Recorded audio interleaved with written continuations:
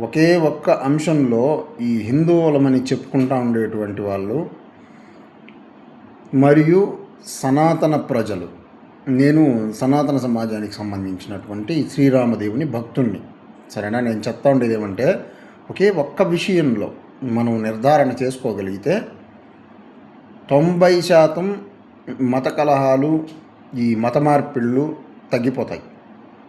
ఆ విషయం ఎట్లనేసి అంటే, శ్రీరామదేవునికి బ్రహ్మహత్యా పాతకం లేదనేటువంటి అంశంలో మనం నిర్ధారణ చేసుకోవాలి.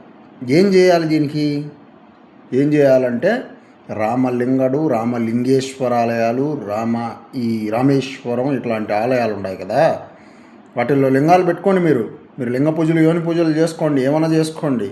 కానీ రామలింగడు అనే పేరు రామలింగేశ్వరాలయం, రామలింగాలయం అనేది తీసేయాలి. చట్టపరంగా జరగాలి.